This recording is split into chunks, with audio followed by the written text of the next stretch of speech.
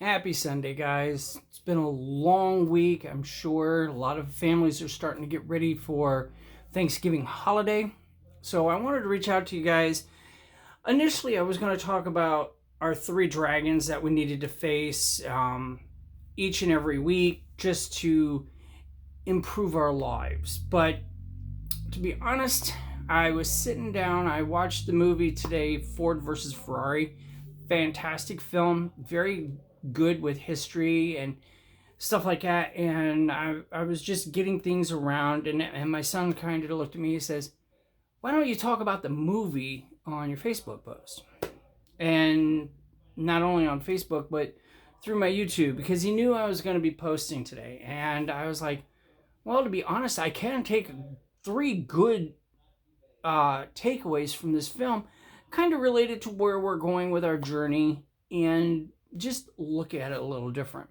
If you haven't seen the film, go ahead and go watch it. It is really good, and we'll see where it places. Right now, it's tops in the box office, obviously star-studded and everything like that. But the history behind it, knowing that Ferrari for the longest time had always controlled one of the greatest racing vehicles around, and that's what they were known for. And then here in the United States back in the 60s, Ford was just known for family vehicles. And knowing that they wanted to transcend and they needed to do something, I mean, Lee Iacocca had it right. We're going to have a bunch of 17-year-olds for the first time in history that have money and jobs, and they're going to want all this. They want the glitz, they want the streamline, they wanted that sexy car. And really, at that time, Ford didn't have it. Lo and behold, they were launching the Mustang, and here's this guy, Carroll Shelby, who had won Le Mans, and fantastic. But the first thing is that the first takeaway is that Ford realized that somehow they needed to evolve. And we as people, we have to understand that sometimes we are going to evolve. Now, a lot of times that starts with our circle of influence and our friends. A good mentor of mine told me that sooner or later, I'm going to outgrow the circle of friends that I have. They're either going to grow with me because they're with me and they're all directed towards the same mission, or they're just going to be left behind because they don't understand me, they don't understand the mission, they feel they don't have it in themselves. But at some point I'm going to evolve. And that really has happened to me over the course of the past couple of years, just looking at who I've become. I'm a better person. Strangely enough, I've been able to meet and associate, and I've found out I really can communicate with millionaires. And I'm this simple guy. I'm not a six-figure dude. I'm just your right there. But that was a big challenge. Could I actually hold a conversation? Could I, gain the attention of these people? And because of what I do for work, a lot of times things line up. And in the past couple of years, those things have lined up, and I've actually had moments, and I'm grateful for those. But I've learned that I have to evolve, and I've got to either shrink my circle of friends to be what I am now, and these people are very, very supportive, inspirational, they're going to hold me accountable, they're going to challenge me, all of that, or I'm just going to stay stagnant. And I'm sorry, if you aren't growing, you're dying. So we had to look at it that way. So Ford saw that, and with that, they wanted to be this competitive machine. They wanted, their challenge was, can we beat this sports icon?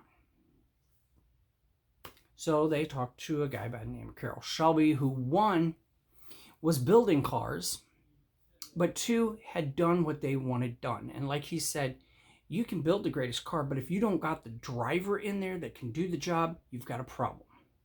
And so the conflict with the whole Christian Bale character within the movie worked. So I'm going to talk about Christian's character. He had life conflict in the fact that his true passion is right there in racing. And I can speak kind of a little bit on this because, like he said, he could win races, but it wasn't paying the bills. I went to college, I studied theater, and I thought I'd be an actor.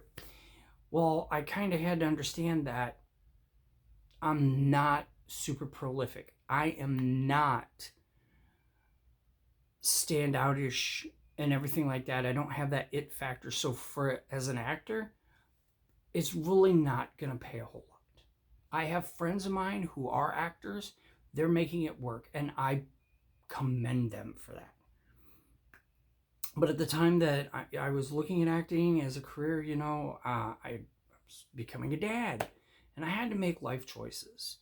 And, when they were able to give Christian's character what he needed to accomplish something, then the passion became a reality. Now, let's look at that for ourselves. If we were to eliminate all of the X factors, I guess, or these excuses that we make for not succeeding, and we were like, that's taken care of, that's taken care of, that's taken care of, would you still pursue this one thing? A lot of people have always said, you've got this hobby or this passion in life, or what you're doing, if you could do it for no pay, would you still do it? Okay. And I really saw that as a big takeaway. And he really had somebody looking up to him, and that was the character of his son. For not having a whole lot of camera time, that character piece, along with the wife, phenomenal pieces. Extra supporting, and it showed that within him, he had people looking up to him. And for him to say, I quit, it was hard and it was difficult. So he pursued that passion, and with it, he set records. He became a trendsetter. He became something of that, what he always wanted in that small realm. Lastly, let's look at Matt Damon's character. He plays Carroll Shelby. Anybody that knows muscle cars, Shelby, the brand itself, known for quality, high performance, high speed. And he, being that he had won this race, he knew what it took to win this race. He not only designed the automobile and let Christian Bale's character do that, so now we've got synergy. We've got somebody that understands the race, and we have somebody that understands automobiles, and you put them together to create the machine that's actually going to do the job. And in like life, a lot of times we have to have that synergy. We have to have that whole mechanism put together to make it all work. And if it isn't all there, sometimes the machine just doesn't work as well as it wants. So we've got to look at that as well. Point proven, they put the right man with the right automobile. History was made, and it's beautiful. The name Carroll Shelby, everybody knows, is synonymous. So this week we're gonna embrace those things, those 3 quality takeaways. We're gonna evolve. We're going to remember our passions, and we're gonna know that no matter what we're doing, somebody's looking up at us. Our kids, our wife, friends, whatever. We're being evaluated. And do we want to present that image, that character? We want to be defined. Remember, we said 3 things to define us. Right there they are. And lastly, can we have the man with the vision to create and everything like that? And that's going to be our mentors. That's going to be our counselors. These are people that we're going to trust to have our best interests involved to help us grow. So let's look at those 3 things. Good movie, great story. And I've actually found 3 good takeaways. Strongly suggest it. We'll see you around. We've got a lot more to do. We're coming into a great holiday. We're going to have family around. I'm probably going to do a couple on Thanksgiving that I'll be filming and then posting later. Who knows? But that's the intent. And that's the one thing I'm going to be working with this whole week is that power of intention and looking at what Wayne Dyer had talked about. And we're going to look at where our intentions are at. So have a great week. Talk to you later.